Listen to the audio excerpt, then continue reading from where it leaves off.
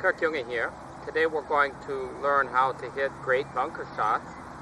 I'm going to try to keep the technique as simple as possible. You should have reviewed my pitching video as far as the technique and distance control, as the swing that we're going to be using here in the bunker today is going to be our 9 o'clock swing, which is the pitching swing length number 3 in our system, and that has us taking the club back to where the leading arm is shoulder height when horizontal to the ground, or on a clock this would be 9 o'clock. What we're going to do in the sand is first prepare the sand nice and smooth, and then we're going to draw a line with your wedge in the sand. This is going to give us important feedback as to where the club is making contact with the sand. Our goal in hitting a good bunker shot when we're close to the green is to have the golf club come in, the wedge come in, and make contact with the sand first, and then it should go underneath the ball and come out over here. I've drawn a second line about a foot apart from the first line. So basically the divot in the sand is going to start here and come out here. It's going to be very important then with this swing that we take the club back to here and we make a full through swing.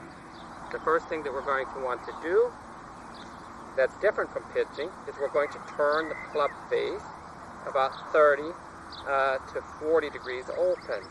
When you're set up, the line here is in the middle of the stance. You can see it goes right through the middle. And I take the club, and when it's proper amount open, if you do a line to the toe of your leading foot, then you can see how much open the club should be. Then, in order to practice, what we will do is make some swings here, seeing that my club enters the sand on the line here and comes out here. The longer that it's in the sand, the better it's going to work out for you.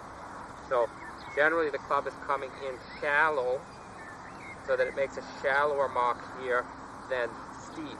Many people are under the impression that a bunker shot should be steep. That's not going to work out very well for you. It's much better to come in shallow, and to do that we're going to stand a little bit wider than we did in pitching, which is going to put us down a little bit lower to the sand. We're going to grip the full length of the club. We're not going to grip shorter unless it's a strange side hill line. So, and then from there, we're going to make some swings first to see that we can hit the right spot. What you can see there is I hit a little bit too early.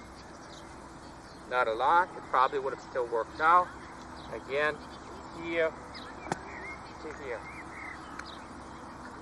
And that was perfect. When you see the mark here and here. So after you become good at getting the club to come in at the line and come out over here, so you have nice smooth depth also, so that the club is about a ½ inch at the deepest through, and it's a nice long divot from sand. Then we'll do it again with the golf balls. Make sure the club face is open. We have our line here that goes to the middle of your stand. Stand a little bit wider, which puts you a little bit lower to the sand, which will help come in so that we're coming in shallow. And that's what we're after, a shallow approach into the sand. And then we're going to make sure that we make our 9 o'clock swing from here to here with sand. Looks like this.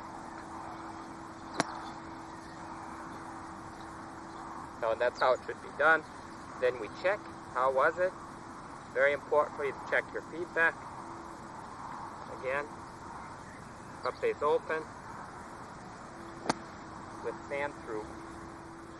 So if you want to get good out of the bunker, you're going to want to practice this drill and others that I have on my website at www.learninggolf.tv. There I have a whole series with pitching, chipping, and now bunker. There's an extended video that's available on the website, as well as slow motion swings where you can learn the proper technique for pitching, which is the pitch swing is what we're using here, except that the club face is open, standing a little bit wider, is a little bit shallower approach, but the rest is pretty much the same. So give it a try, check out the website, at learninggolf.tv and give it a try.